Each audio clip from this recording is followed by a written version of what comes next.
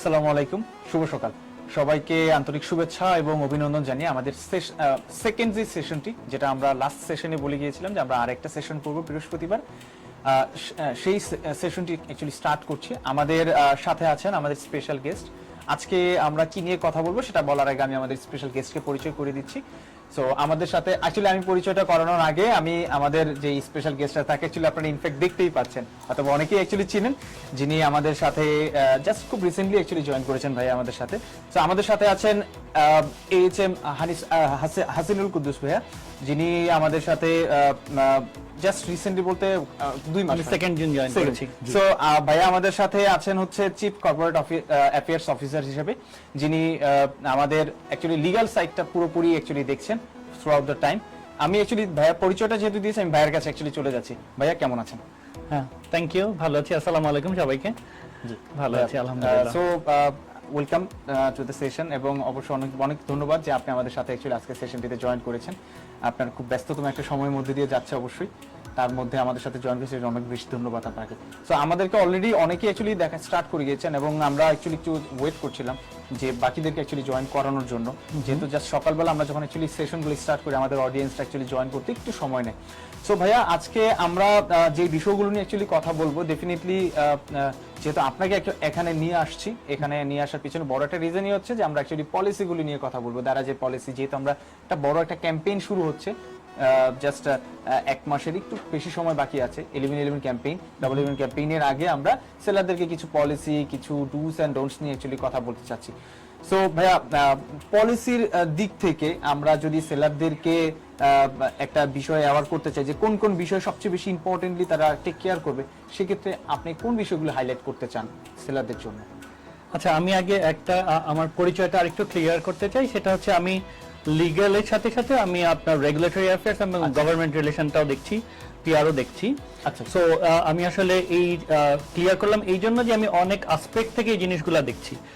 তো আমি আসলে একদমই পলিসি ইস্যুতে যাওয়ার আগে কিছু জিনিস বলবো। সেটা হচ্ছে এখন আসলে আমাদের যারা সেলার আছেন, আপনারা সবাই জানেন যে ই কমার্স এই ব্যবসাটার মধ্যে কিরকম একটা অস্থিরতা চলছে।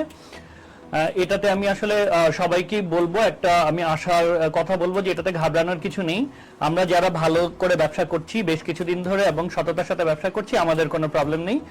বাট একই সাথে আমি এই জিনিসটা বলবো যে ই কমার্স ব্যবসাটা আসলে পুরোটাই তো অনলাইন ভিত্তিক ব্যবসা। সো এখানে যেটা সবচেয়ে বেশি প্রয়োজন সেটা হচ্ছে গ্রাহকের আস্থা অর্জন করা। কারণ হচ্ছে যে এই জিনিসটা গ্রাহক ফিজিক্যালি ধরে দেখতে পাচ্ছে না। সো গ্রাহকের যখন আপনার উপর আস্থা থাকবে যে আপনি এই জিনিসটা যা দেখাচ্ছেন, যা বর্ণনা করছেন, সেই জিনিসটাই তাকে দিচ্ছেন এবং সে সঠিক মূল্যের মধ্যে পাচ্ছে, তাহলে সে আসলে কষ্ট করে এই ঢাকা ট্রাফিকের জন্যই ঠিকভাবে করা উচিত। কারণ আমি যদি আস্থাটা অর্জন করি, আমার আসলে যারা ব্যবসা করেন তারা আসলে আমার থেকে অনেক ভালো বুঝবেন। সেটা হচ্ছে আমরা যারা ব্যবসা করি আমাদের কিন্তু যত বেশি ইউনিট সেল হয় তত আমার প্রফিটেবিলিটিটা বাড়ে। সো আমার আসলে 2 নাম্বারই করে টাকা আর্ন করার থেকে আমি যদি একটা আস্থাশীল ব্যবসার প্ল্যাটফর্ম তৈরি করতে পারি, তাহলে আমার ইউনিট অফ সেল বাড়বে, সাথে আমার এটার প্রফিটটাও বাড়বে। সো ভাইয়া আর একটু আমি নেক্সট হয়তো আমরা আরো কিছু পলিসি নিয়ে অ্যাকচুয়ালি কথা বলবো, কিছু ইমপ্লিকেশন নিয়ে আমরা আরো বিস্তারিতভাবে একটু পরেই কথা বলবো। বাট তার আগে একটা বিষয় একটু আমাদের অডিয়েন্সদেরকে ক্লিয়ার করতে চাই। ভাই অ্যাকচুয়ালি যে বিষয়টা জেল জরিমানা বা 2 লাখ টাকা জরিমানার কথা বললো, দিস ইজ নট অ্যাবাউট যে দারাজের এন্ডের, এটা গভর্নমেন্ট একটা রুলস এবং গভর্নমেন্ট পলিসি, এটা যেটা ভাই বলছিল যে আউট অফ স্টক প্রোডাক্ট বা ভুল ডেসক্রিপশন দেয়া প্রোডাক্ট যদি সেল করতে চায় সেক্ষেত্রে 2 লাখ টাকা জরিমানা, এটা আমাদের গভর্নমেন্ট অথরিটি থেকে ইম্পোজ করা। আউট অফ স্টকটা গভর্নমেন্ট, আমি আজকে মোস্টলি মানে আমি 90% গভর্নমেন্ট রুলস নিয়ে বলবো। আমি খুব বেশি করছি দারাজের রুলসগুলো নিয়ে ভাই আমরা অলরেডি সেলারদেরকে, আমাদের সমাজের পার্টনার যারা আছে তাদেরকে থ্রু আউট দ্য টাইম এই বিষয়গুলো অ্যাকচুয়ালি সবসময় বলার চেষ্টা করি এবং বলে আসছি যে তারা কি করতে পারবে, তাদের এন্ডে কি, এবং দারাজের ইন্টারনাল কিছু প্যানালাইজেশন করার কিছু প্রসিডিউর অ্যাকচুয়ালি আমরা মেইনটেইন করি, যেটা সেলারদেরকে থ্রু আউট দ্য টাইম আমরা সেটাও জানানোর চেষ্টা করি।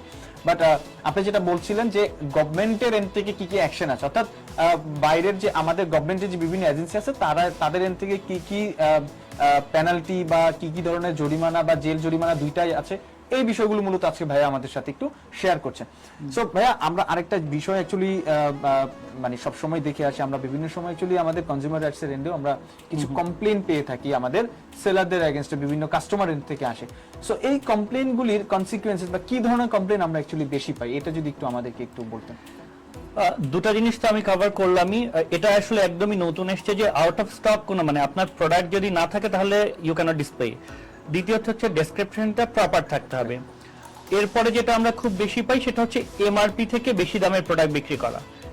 এটা এগুলো সবগুলাতেই আপনার 50,000 থেকে 1 লাখ টাকা জরিমানা আছে, সাথে আপনার জেল আছে। এটা হচ্ছে যে সাথেও হতে পারে অথবা শুধু জেল, মানে যে কোনো একটা অপশনেও যেতে পারে। সো এগুলো সবগুলাতেই শাস্তির বিধান আছে। সো এমআরপি থেকে বেশি দামে প্রোডাক্ট সেল করা যাবে না।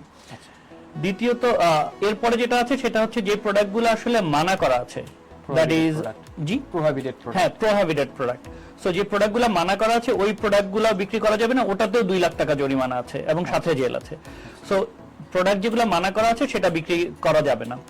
আর আমি যেটা বলতে চাই সেটা হচ্ছে যে এই জিনিসগুলা সরকারের যে পলিসিগুলো আছে সেটা আসলে আমাদের জন্য খুব ডিফিকাল্ট হবে না। আমরা যদি প্রপার ওয়েতে ব্যবসা করি তাহলে দেখবো এই জিনিসগুলো আসলে আমরা নিজে থেকেই করছি না, কিন্তু আমরা এখানে এই জিনিসগুলো তুলে ধরছি যে আমার ধারণা যারা এই জিনিসগুলো করে থাকেন তারা এই জিনিসগুলো সম্পর্কে জানেন না। সো আমরা আসলে জেল জরিমানা থেকেও আমরা আসলে আপনাদেরকে অ্যাওয়্যার করতে চাই যে আপনারা জানেন যে কোনটা করা উচিত কোনটা করা যাবে না। সো ওই জিনিসগুলো আসলে আপনাদের কাছে ক্লিয়ার করতে আমরা আজকে এখানে এসেছি, রাইট রাতুল? জি ভাই। আরেকটা বিষয়, একটা পলিসি আমি খুব রিসেন্টলি এই বিষয়গুলো দেখতেছি, একটা জিনিস আসতেছিল যে এক্সপায়ার ডেট প্রোডাক্টের বিষয়ে কমপ্লেইন আসছে। সো এইটার জন্য কি ইমপ্লিকেশন, আমরা লাইক এটার জন্য কি ধরনের অ্যাকশন অ্যাকচুয়ালি আমাদের? এক্সপায়ার্ড প্রোডাক্ট বিক্রি করলে একই 50,000 টাকা জরিমানা, সাথে জেল আছে 1 বছর।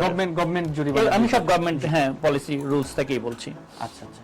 সো ভাই আরেকটা বিষয় আছে, যেহেতু আমাদের ইলেকট্রিক ক্যাম্পেইন জাস্ট একটু আগে আমি যেটা বললাম যে 1 মাসের একটু সময় বেশি বাকি আছে, নেক্সট মান্থের 10 তারিখ রাত 12টা, দ্যাট মিন্স 11 তারিখ আমাদের ক্যাম্পেইনটা লাইভ হচ্ছে।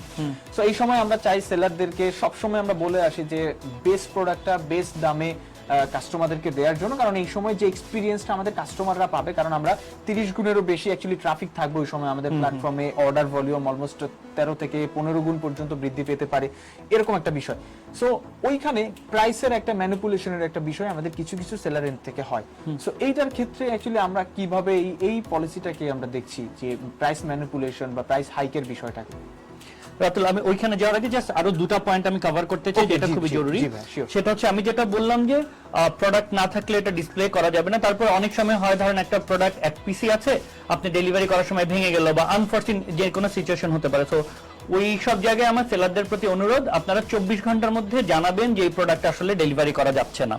আচ্ছা, তার মানে তার এইটা হচ্ছে, আমি একটু ক্লিয়ার যদি করি, সেলারদের এন্ডে তো অ্যাকচুয়ালি ডেলিভারি না, তারা আমাদের হাবে ড্রপ করে। সো যদি কোনো আনফরসিন ইভেন্ট হয় with the proper evidence they can actually let us know যে আমার এই প্রোডাক্ট আমাদের হাবে ড্রপ করাটা আমি আমাদের কাছে, যাই হোক আমাদের হাবে ড্রপ করা ওইটা 24 আওয়ার্স এর মধ্যে আমাদেরকে জানাবে যে এটা পসিবল হচ্ছে না।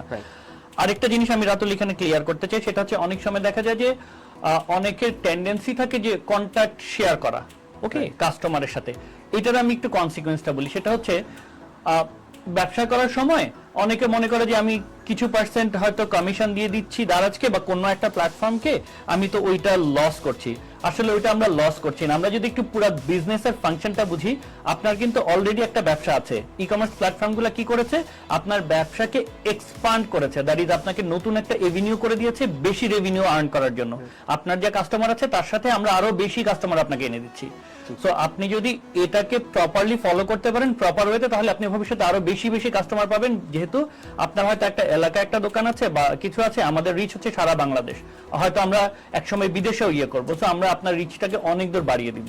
সো আপনাদের যদি আপনি লং টার্ম চিন্তা করেন তাহলে দেখবেন যে এটা আসলে প্রপার ভাবে করলে আপনার অনেক বেশি লাভ হওয়ার সুযোগ আছে। সো সেই জন্য আমি বলবো যে আপনার ওই স্বল্প মেয়াদী কোনো লাভের কথা চিন্তা করে কন্ট্রাক্ট আদান প্রদান না করে প্রপারলি ব্যবসা করাটা আসলে বেশি রিকমেন্ডেড। এবার হচ্ছে তোমার 11-11তে যেটা আমাদের ইয়ে হচ্ছে 11-11টা হচ্ছে, আমি তো সব সময়ের কথা হচ্ছে আমি এইবারের কথাটা বেশি বলি, সেটা হচ্ছে এখন যা বাজারের অবস্থা আছে সবাই কিন্তু ই কমার্স প্ল্যাটফর্মগুলোর উপর আস্থা হারাচ্ছে। কারণ হচ্ছে অনেক আমরা দেখেছি যে ডিফারেন্ট টাইপের অস্থিরতা তৈরি হয়েছে। সো দারাজ যেহেতু একটা ভালো প্ল্যাটফর্ম, আমরা অনেক বছর ধরে এটাকে প্রমাণ করেছি এবং আমরা ঠিকভাবে ব্যবসা করছি। সো আমি মনে করি 11-11টা একটা বড় অপরচুনিটি সেলারদের জন্য, যেখানে তারা কাস্টমারদেরকে ভালো দামে ভালো প্রোডাক্ট ডেলিভারি করে প্রমাণ করতে পারবে যে আসলে এখনো ভালো প্ল্যাটফর্ম আছে যেগুলাতে কাস্টমাররা এসে কিনতে পারে। তো এটা একটা বড় সুযোগ যে আমরা প্রমাণ করব যে আসলেই ভালো প্ল্যাটফর্ম আছে যেখান থেকে কিনতে পারে। এটা কিন্তু আসলে আমাদের ঘুরে দাঁড়ানোর একটা প্ল্যাটফর্ম, আমি বলবো 11-11। রাইট। তো এই জায়গাটা আমি সব সেলারদেরকে অনুরোধ